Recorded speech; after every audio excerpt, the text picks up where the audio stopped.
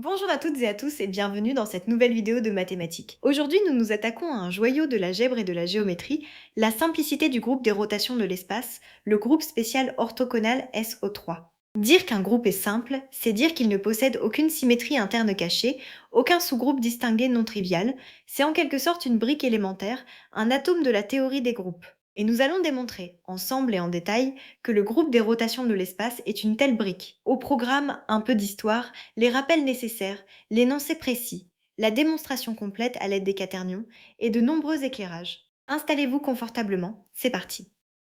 Commençons par situer le décor. La notion de groupe simple naît au XIXe siècle avec les travaux d'Évariste Galois qui comprend que la résolubilité d'une équation se lie dans la structure de ces groupes de symétrie. Un groupe simple est une brique que l'on ne peut plus casser en morceaux plus petits par quotient. Tout au long du XXe siècle, les mathématiciens se lancent dans un projet titanesque, classer tous les groupes simples finis. Mais la simplicité concerne aussi les groupes continus, les groupes de Lie, et parmi eux, le groupe des rotations de l'espace occupe une place centrale car il décrit les symétries du monde physique qui nous entoure, la mécanique, la cristallographie et même la physique quantique du spin. Rappelons d'abord notre objet d'étude. Le groupe spécial orthogonal SO3 est l'ensemble des matrices carrées de taille 3 à coefficients réels qui sont orthogonales et dont le déterminant vaut 1. Orthogonal signifie que la matrice conserve les longueurs et les angles, sa transposée est égale à son inverse, et le déterminant égal à 1 signifie qu'elle préserve l'orientation de l'espace. Géométriquement, les éléments de SO3 sont exactement les rotations de l'espace autour d'un axe passant par l'origine. Ce sont les isométries directes, celles que l'on peut réaliser physiquement en faisant tourner un objet sans jamais le retourner comme dans un miroir. Un résultat fondamental, dû à Euler, éclaire toute la suite. Tout élément de SO3, autre que l'identité, est une rotation. Il existe un axe, c'est-à-dire une droite passant par l'origine, et un angle θ, tel que la transformation fasse tourner l'espace de l'angle θ autour de cet axe. Autrement dit, une rotation de l'espace est entièrement décrite par deux données, un vecteur unitaire U qui oriente l'axe, et un angle θ compris entre 0 et π. Le point crucial, retenez-le bien, c'est que l'angle de rotation est une grandeur intrinsèque. Il ne dépend pas du point de vue depuis lequel on regarde la rotation. Précisons maintenant le cœur du sujet. Qu'est-ce qu'un groupe simple? Un sous-groupe distingué, aussi appelé sous-groupe normal, est un sous-groupe H qui est stable par conjugaison. Pour tout élément gai du groupe et tout élément H de H, le conjugué gai H gai-1 n'appartient encore à H. Ce sont précisément ces sous-groupes par lesquels on peut quotienter. Un groupe est dit simple lorsqu'il possède au moins deux éléments et que ses seuls sous-groupes distingués sont les deux sous-groupes triviaux, le sous-groupe réduit à l'identité et le groupe tout entier. Par exemple, le groupe Z sur PZ avec P premier est simple, et le plus petit groupe simple non commutatif est le groupe alterné A5 qui possède 60 éléments. Nous pouvons enfin énoncer notre théorème dans toute sa concision. Le groupe des rotations de l'espace, le groupe spécial orthogonal SO3, est un groupe simple. Cela signifie très concrètement la chose suivante. Si l'on prend un sous-groupe H de SO3 qui est distingué et qui contient au moins une rotation différente de l'identité, alors ce sous-groupe H est forcément le groupe tout entier. Il n'existe aucun intermédiaire, aucune structure cachée à mi-chemin. C'est un énoncé d'une grande force et sa démonstration est un magnifique mélange de géométrie, de topologie et d'algèbre. Construisons-la pas à pas. La première clé de la démonstration est de comprendre la conjugaison dans SO3. Prenons une rotation R d'angle θ autour d'un axe dirigé par le vecteur U. Conjuguons-la par une autre rotation G. La question est que vaut G RG-1? La réponse est merveilleusement simple. Le conjugué G RG-1 est encore une rotation exactement du même angle θ, mais autour d'un nouvel axe, l'axe dirigé par G de U, c'est-à-dire l'ancien axe auquel on a appliqué G. En résumé, conjuguer une rotation, c'est tourner son axe tout en préservant son angle. L'angle est l'invariant de conjugaison.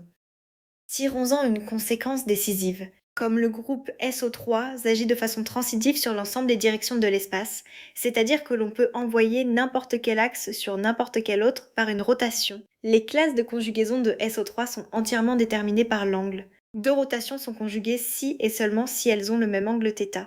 Voici donc le mécanisme essentiel. Si un sous-groupe distingué H contient une seule rotation d'angle θ, alors étant stable par conjugaison, il contient toutes les rotations d'angle θ, quel que soit leur axe.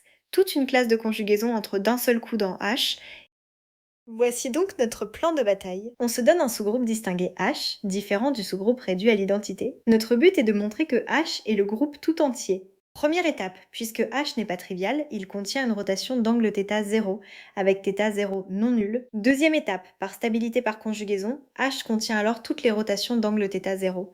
La question devient, à partir des rotations d'un seul angle θ 0, peut-on, en les composant, fabriquer des rotations de tous les angles possibles? Si oui, H contiendra toutes les rotations, et la partie sera gagnée. Pour répondre, nous avons besoin d'un outil de calcul magnifique, les quaternions. Les quaternions forment l'outil rêvé pour composer des rotations. À toute rotation d'angle θ autour d'un vecteur unitaire u, on associe le quaternion cosinus de θ sur 2 plus sinus de θ sur 2 fois u. Composer deux rotations revient alors à multiplier leur quaternion. Prenons deux rotations de même angle θ autour de deux axes faisant entre eux un angle β. Un calcul direct donne l'angle psi de la rotation composé par la formule suivante. Cosinus de psi sur 2 est égal à cosinus carré de θ sur 2 moins sinus carré de θ sur 2 multiplié par cosinus de bêta. Cette formule, qui paraît technique, va tout débloquer grâce à un argument de continuité. Regardons cette formule vivre. L'angle β entre les deux axes est notre paramètre, et nous pouvons le faire varier librement, de 0 jusqu'à π. Lorsque β vaut 0, les deux axes coïncident, et le calcul donne un angle composé égal à 2θ. On a simplement doublé la rotation. Lorsque β vaut π, les deux axes sont opposés, les rotations s'annulent, et l'angle composé tombe à 0. Entre ces deux extrêmes, l'angle psi de la rotation composée varie de façon continue. Par le théorème des valeurs intermédiaires, il prend donc toutes les valeurs de l'intervalle allant de 0 à 2θ 0. Autrement dit, notre sous-groupe H contient des rotations de tous les angles entre 0 et 2θ 0. Et maintenant, la touche finale par effet boule de neige. Nous sommes partis d'un seul angle θ 0 et nous avons obtenu dans H toutes les rotations dont l'angle va de 0 à 2θ 0. Mais rien ne nous empêche de recommencer le procédé en partant cette fois d'un angle proche de 2θ 0. On obtient alors tous les angles jusqu'à 4θ 0, puis 8θ 0, et ainsi de suite. En quelques étapes, l'intervalle des angles atteints recouvre la totalité jusqu'à l'angle maximal π. Donc H contient des rotations de tous les angles possibles, donc toutes les rotations, donc H est le groupe SO3 tout entier. La démonstration est achevée. Le groupe des rotations de l'espace est bien simple. Reprenons le fil de cette belle démonstration en 4 temps. Premier temps, on part d'un sous-groupe distingué H, non trivial. Il contient au moins une rotation d'un certain angle θ 0 non nul. Deuxième temps, grâce à la conjugaison, toute la classe entre dans H, c'est-à-dire toutes les rotations d'angle θ 0. Troisième temps, en composant deux telles rotations et en faisant varier l'angle entre leurs axes, la continuité nous offre tous les angles de 0 à 2θ 0. Quatrième temps, en itérant, on remplit tout l'intervalle jusqu'à π. Conclusion, H est égal à SO3. Chaque ingrédient compte, la géométrie de Lie, l'algèbre de la conjugaison et la topologie de la continuité. Pour mesurer à quel point ce résultat est subtil, comparons avec la dimension inférieure. Le groupe SO2, celui des rotations du plan, n'est, lui, absolument pas simple. Pourquoi cette différence? Parce que SO2 est commutatif. Composer deux rotations du plan ne dépend pas de l'ordre. Du coup, tous ces sous-groupes sont automatiquement distingués. Et il en regorge pour chaque entier n, les rotations d'angle multiples de 2π sur n forment un sous-groupe fini distingué, isomorphe à z sur nz. Le secret de la simplicité de SO3, c'est donc précisément sa non-commutativité. En dimension 3, faire tourner autour de deux axes différents ne commute pas, et c'est cette richesse qui interdit l'existence de sous-groupes distingués cachés. Poussons la comparaison un cran plus loin, vers le groupe orthogonal complet O3. Celui-ci contient toutes les isométries qui fixent l'origine, y compris les symétries et les réflexions, dont le déterminant vaut -1. Eh bien, O3 n'est pas simple non plus. En effet, l'application déterminant envoie O3 sur le groupe à deux éléments plus 1 et -1. Son noyau est exactement SO3, qui est donc un sous-groupe distingué d'indice 2. On peut le résumer ainsi, SO3 est le cœur simple, la partie indivisible, qui se cache à l'intérieur du groupe orthogonal complet. Retirer l'orientation, c'est ajouter une symétrie et donc briser la simplicité. Terminons par un éclairage profond qui fait le lien avec la physique quantique. Il existe un groupe noté SU2, le groupe spécial unitaire de dimension 2, qui est le groupe des quaternions de norme 1. Ce groupe enveloppe SO3 par une application surjective 2 vers 1. À chaque rotation correspond exactement deux quaternions opposés. On dit que SU2 est un revêtement double de SO3. Attention cependant, SU2 n'est pas simple, car son centre formé des deux éléments plus 1 et -1 est un sous-groupe distingué. Mais lorsqu'on quotiente SU2 par ce centre, on retrouve exactement SO3 et la simplicité réapparaît. C'est ce revêtement qui explique, en physique, le comportement étrange du spin de l'électron qui doit tourner de 2 tours complets pour revenir à son état de départ. Récapitulons l'essentiel de notre voyage. Le groupe des rotations de l'espace, SO3, est simple. Il n'a aucun sous-groupe distingué caché. La démonstration repose sur 3 piliers. Tout élément est une rotation décrite par son angle. La conjugaison ne fait que tourner l'axe en préservant cet angle. Et la composition jointe à la continuité permet de balayer tous les angles à partir d'un seul.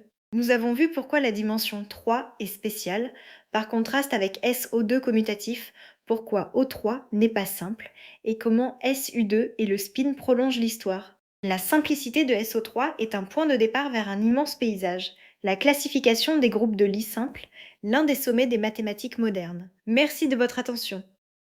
Merci d'avoir suivi cette démonstration jusqu'au bout. Si cette vidéo vous a plu, n'hésitez pas à vous abonner, à la partager et à laisser un commentaire avec vos questions ou vos suggestions de sujets. Dans la prochaine vidéo, nous explorons un autre groupe classique et ses propriétés de simplicité. À très bientôt!